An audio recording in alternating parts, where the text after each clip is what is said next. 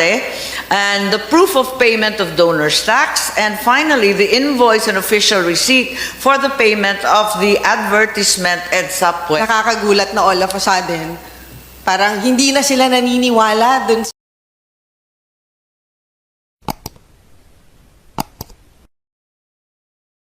This is the third hearing that we've conducted on the same agenda, specifically the Senate Resolution 902 regarding the alleged payoffs and misrepresentations in the signature campaign for the People's Initiative of the Constitution. Thereafter, we have Senate Resolution 903, also inquiring into the efficacy of Republic Act 6735, as well as the COMELEC rules that derive from that. The privileged speech of Senator Ronald Bato de la Rosa, entitled Politicians and Not People's Initiative. We also have the privileged speech of Senator Risa Ontiveros, dated January 29, Payouts in the Politicians Initiative. The committee also has formally accepted the position paper of Attorney Romulo Macalintal, and herewith would like to enjoin the following resource persons on the submissions requested by the committee in the first hearing in January 30. And so far, I would like to remind the COMELEC that we had merely received the certifications of receipt of signature sheets only from the province of Bulacan. We were informed that you would give us the certifications from all provinces. Are they already submitted and duly received? Yes, Madam Chair. Okay, thank you very much, Chairman. I was concerned that they were incomplete and members would be following up for them. I would also like to ask the BIR and the SEC. Is the BIR represented? I noted that the SEC is here, no? Is the BIR already represented, Secretary, please? 8 minutes. In 8 minutes, okay. So we would like to ask the SEC once again to turn over the documents requested in our correspondence in preparation for today's hearing.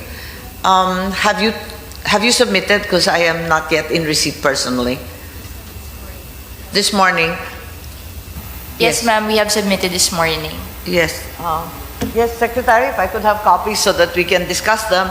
And further, I would also like to put on record that Change Philippines of Cagayan de Oro, following the Davao hearing, informed us that they had no lease agreement at all, hence no address at all, and merely a verbal lease agreement, so that the Tri-Q building office space in Cagayan de Oro had no documentation whatsoever. I don't know how the NGO turned into an informal settler, but this is apparently the case, which makes the situation more and more curious. Yes, Change Philippines. Is there anyone with any information? The concern was that they were soliciting signatures, apparently under the direction of the national group of PIRMA. Is that correct? Or someone else in the area of Cagayan de Oro in Bukidnon, apropos of the Bukidnon witnesses on our first hearing, and yet did not have any address of record. Okay, lastly, and most importantly, from PIRMA, we still have not received the actual cost of printing of the signature forms. I think Congressman Marcoleta made some estimates, and they were significant sums, and yet we have no cost of printing. We, until today, don't have the list of donors from the advertisement. I think Senator Ontiveros, this was the request of Minority Leader, that it be submitted in the afternoon at 2 p.m. We are now 2 weeks down the road, and we're still not in receipt of the list of donors, the proof of payment Madam of the Chair. donor's tax, and yes. Madam Chair, that means the request of Minority Leader Coco Pimentel to Mr. Oñate, if I Yes. remember correctly, still has not been honored. And I remember Mr. Oñate said ibibigay po nila sa chair yung araw na yon mismo. Yes, that's right. I think we had a 2 o'clock deadline, but we have as yet not received anything. Mr. Oñate is here. Perhaps you can reply to the Yes, question of please. Senator I have all Ontiveros. intents of honor. Yes, please, Mr. Oñate, please. Madam Chair, if I may, Yeah, just I- one quick. I'm sorry, I think I Mr. really want- Oñate would like to reply, Attorney. I had all intention of fulfilling what I said. I think I told you that we will submit the list of the donors with my lawyers. But you know, I obeyed what Senator Cheese mentioned here, that maybe you might want to consult your contributors, which I did. I did consult them over the last many days, and they didn't want to reveal their names. They didn't want their names divulged or revealed. Yes, to reiterate the statement The of reason Senator. that they gave me Yes, is sorry. that they are concerned with their privacy, they are concerned with their security. But there's no issue of security or privacy. I think it's a matter of pride that as a committed citizen, you are advocating constitutional change. As Senator Chi said, it should be an Yes, An activity that you take pride in honoring. They support constitutional change, but they are also concerned about their security and their privacy. And I think maybe they thought about it, maybe they deemed it more important that their security, their privacy, and their family is higher than their concern about people's initiative. Madam Chair.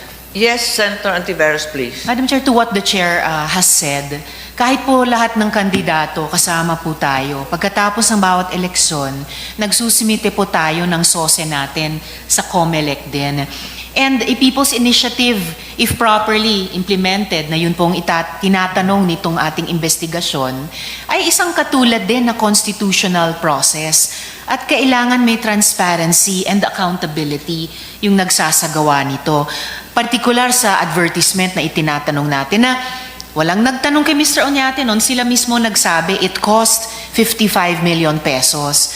So I would still insist, Madam Chair, dun sa request ng minority leader ko na ipinangako naman ni Mr. Oñate nung araw na yon, 2 weeks ago, na maisumite yung impormasyong yon sa komite. Perhaps, Madam Chair, upon the advice of our legal, the Chair could explore the issuance of a subpoena duces tecum, Madam Chair. Since we had not received the required documents, the truth is that a subpoena has been issued by this committee of its own volition, and I assume that your lawyers are in receipt of the subpoena requiring the following documents. First, the actual cost of printing of the signature forms as mentioned earlier, aforementioned as well, the list of donors and friends of Mr. Oñate, and the proof of payment of donors' tax, and finally, the invoice and official receipt for the payment of the advertisement EDSA Puera. I think these were the requested documents in the subpoena that was served, I believe, last night. Is that correct, or last evening?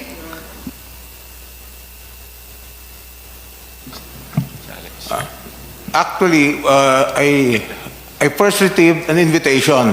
That's right. I first received an invitation, and then late last night I was informed by my lawyers that as an additional subpoena was also delivered to us, and I was just wondering how come there is a need for an additional subpoena when I was really gonna come here.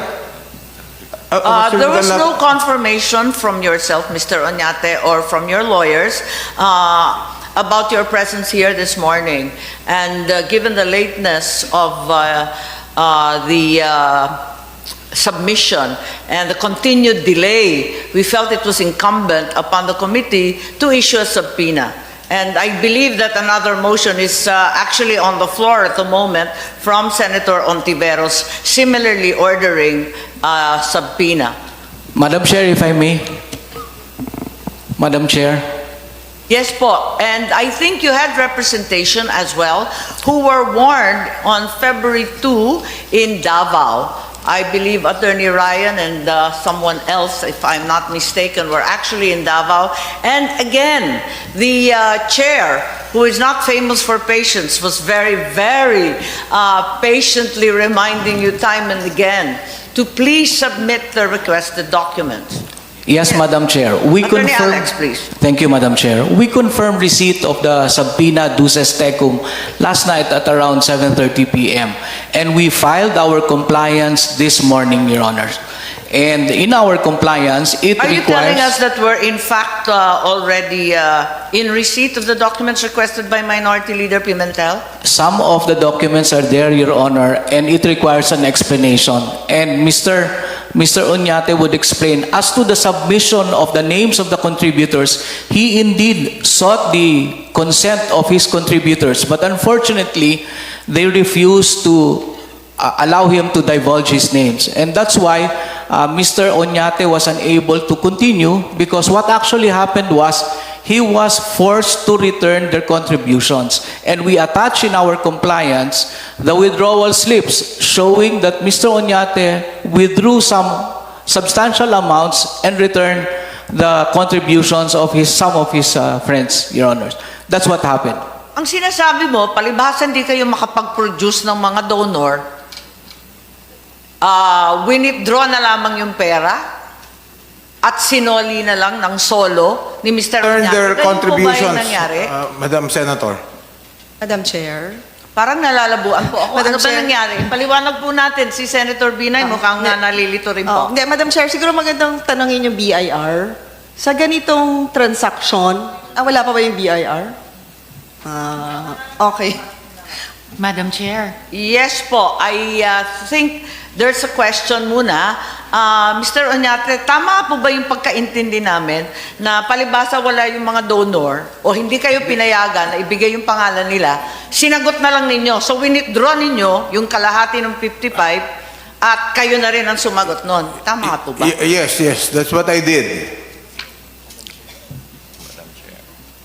Kasi nahihilo po ako sa billing statement, hindi po tugma dun sa sinabi ninyo. Ang sabi po ninyo, ang halaga ng TV ad nasa 55 million.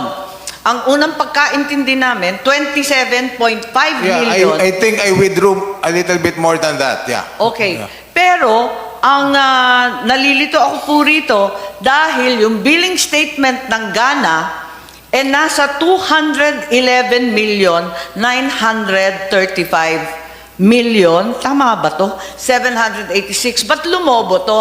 Yung 55 million na dapat 27.5 million lamang, ngayon lumaki pa sa 211 million at higit. Yes, Madam po. Chair, that's a very sharp observation. But let me explain. The quotation there, the 211 million plus, was a quotation for an 8-week TV ad campaign. And what Mr. Oñate paid, that 55 million represents payment for only 2 weeks, Madam Chair. You know, unang na-raise na amount, 55 million. That was good for 2 weeks. But unfortunately, it aired only for a few days. Thank you, Madam Chair. This looks like a bill. Parang bayad na to eh. No, Madam Chair, hindi pa po yan bayad. That is a quotation. That is a quotation sent by invoice, Madam Chair. In fact, Meron ba kayong official receipt, voucher, resibo na tumutugma dun sa 55 milyones? Madam Chair, we already requested Mr. Greg Garcia, our advertising guy, the creative firm, to submit so that we can comply an official receipt or a sales invoice as to the 55 million. We will submit that as soon as possible, Madam Chair. Madam Yes, Chair. maybe urge Mr. Greg Garcia, who's a Yeah, siguro friend just to to share, many of Madam us, Chair. to come and also attend or make a deposition so that we can get clarity on this matter. Yes, Yeah, siguro Senator Binay, just to please. share, Madam Chair, lahat naman tayo, nung tumatakbo tayo, alam natin yung proseso kung paano mag-book ng ad sa mga TV station. So, nagtataka lang ako na it's been almost a month, kayo yung client, wala kayong kopya ng OR, ng placements nyo. So, nakakaduda na bakit na kay Mr. Garcia yung copy. Yun lang po, Madam Chair. Tama, hindi Madam naman Chair. niya tataguin yun eh. Binayaran siya. Ba't siya magtatago ng resibo? Yes, Dapat Madam yung Chair. nagbayad ng Madam may Chair. resibo, di ba? Hindi niya po itatago. We already spoke with Mr. Garcia and he told us that he will submit the invoice for the 55 million. That represents only for the 2 weeks TV ad campaign. For the Madam information of the members, we actually invited Greg Garcia through PIRMA to attend and help us clarify the situation. And the floor goes back to Senator Risa, who actually had questions pending. Sorry. It's all right, thank you, Madam Chair. Itanong ko lang kay Mr. Oñate kasi sabi nila, nag-withdraw kayo ng higit 27.5 million pesos para i-reimburse yung mga ibang donors nyo na ayaw nyong pangalanan sa komite. A little more than 27.5 million pesos. Magkano exactly ang withdraw nyo? I think I withdrew 28 million Kailan nyo po withdraw yung 28 million? last week. Anong araw po last week? At saang bangko po ninyo i-withdraw yung 28 million?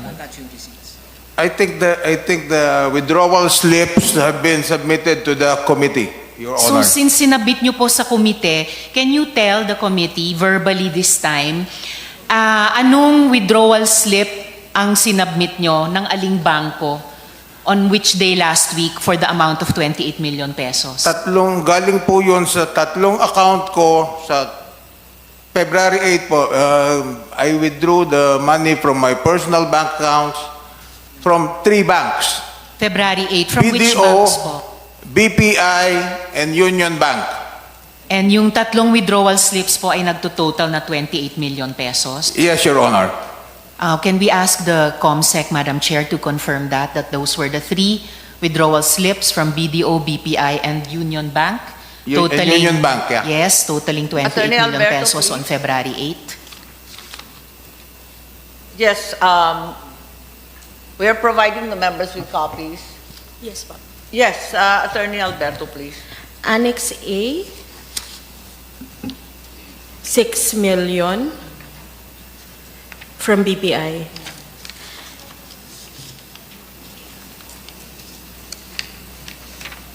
Annex C, cash 3 million also from BPI. Annex D, 9 million from BDO.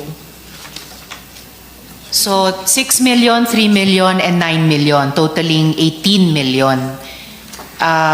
May Union Bank pa, di ba? At may Union Bank. Oo. Yung Union Bank, Annex B, 10 million. Yes, Secretary, please.